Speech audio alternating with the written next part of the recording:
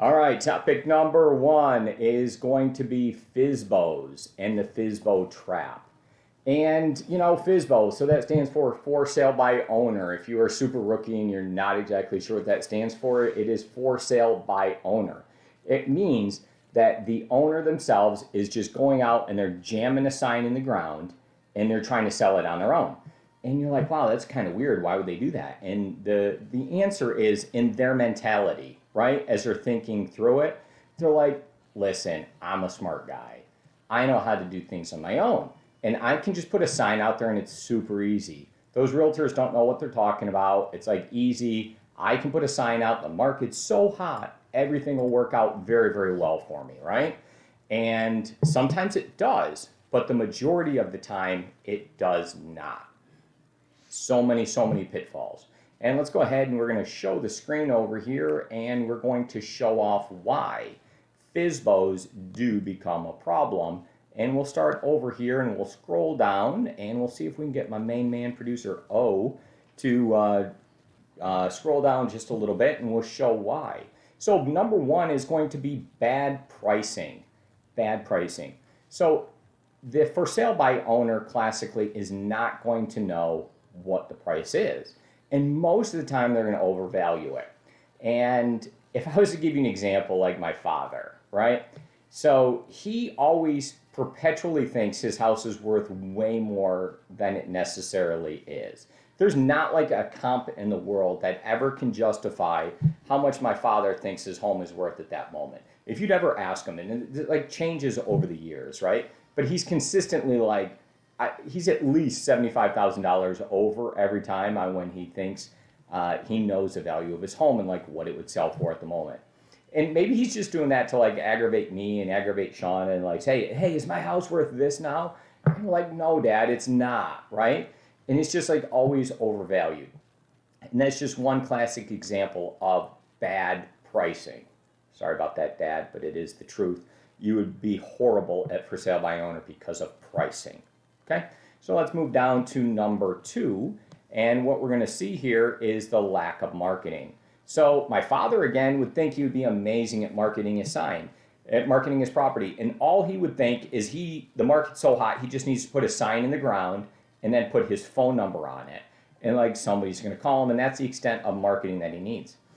But what we want to make sure that we're doing, our job as an agent is to truly market the property all over. And when you do that, the whole purpose is to broadcast this property and give it the maximum amount of exposure so that you can find the best possible person that wants to purchase this property in particular, right? So when you go ahead and do this, you will definitely lack marketing on your side, and your pool of people that you're selling to is going to be dramatically smaller. Number three is going to be no access, or at least lack of, and difficulty in scheduling. So you might have to go meet the person there and let them in. You probably won't have CSS to schedule it. There's like all these different things, right? And then there's like the whole super box, and how do I get that? And then how do I get a combo? And so this whole access thing, maybe you have one of those code things on your door, and that works out okay. But now you have to schedule all the calls. You have to take them all yourself. It's just a little bit different. The access is definitely an issue. And specifically, when a person is trying to schedule it and they need to get let in and they meet you, that causes some difficulty. As weird as it is, everybody doesn't like everybody and they have perceived issues. So if I was to show up as a seller and to see somebody in particular, they might not like me because of my height, my weight, my sex, my gender, like just all these different things that they might not like me for, right? And there's just different reasons. I might come across wrong. I might be wearing the wrong clothes. There's like all these different things. If I'm dressed too well, they might think like, oh, that guy's got money. I need to like lowball him because he doesn't care about it. Or I could just be coming from like the gym and I'm like in disarray, right? So it's like, it would just take over your life on how you're trying to do it. So access is definitely going to be an issue. Number four is going to be the inability to talk money. That's going to be like a financing thing, right? So there's a lot of different loan products out there. and a lot of different people that you try to push them towards.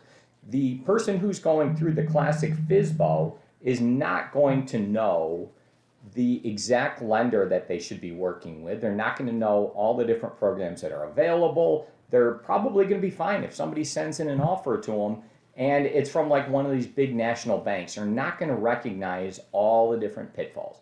We've been doing this for a long time, and so have you guys as agents. And there is something to what we do every single day that makes us good and adds value, right? And then unrealistic expectations, definitely that there is the classic example of my father on what could happen. So they might think it's going to sell super fast, or they might say, that's okay. My dad's like told me this one too. He's like, that's okay. I'll just put my house up and put the price way up here. And if somebody wants it, then they can buy it. If not, I'll just leave it on the market forever. And it'll just like sit there. So like now you always perpetually have a for sale sign in your home and you have to have it ready to sell. And like, here's my number. And if you meet my number, then I'll sell it. If not, I'll just be like grouchy and take your calls. Like, is that really what you want to do? And do you actually take all the calls? So now all of a sudden, every time your phone rings, you have to take this call to like find out if it's them or a telemarketer or what's going on. Just problem after problem and unrealistic expectations. And the main thing that they're trying to do is like avoid agents, right? And I'm not sure why, because they don't want to pay like the fee and all these things. But agents themselves, think about this. If you like put something out there and you're like, oh, I'm going to put it for, all right, so in real estate, there's no standard real estate commission. And we can't discuss commissions. So there might be a number that, you might kind of see from time to time that is offered as a buyer agency number. If the for sale by owner person says, I'm going to put that number for less than that just because my home's so awesome, and they get the opportunity to deal with me as the FSBO owner, they should earn less. And when that happens, sometimes the agent on the other side is going to be like, no, I don't want that number. I want what they would consider a full commission, right? And then who wants to do the paperwork? So where are these papers going to come from, right? The contracts, what's going on? So there's all these different problems. So now the buyer agent types the contract, does it, and like has to like help the seller through things that they don't know. It's just a lot more work when you're working with somebody who doesn't exactly know what they're doing. So I went through problem 1, 2, 3, 4, 5, and 6. And in each one of them, I was able to label my father as being a potential problem in each one of them. So there's to you, Dad. And we can conclude that topic. And just because the market is hot does not mean that you can for sale by owner yourself and net yourself more money. If you try to do something like that, that's where you run into a problem. You're better off just working directly with a professional who knows and cares and has your best interest at heart, and you're truly going to net more when it's all said and done.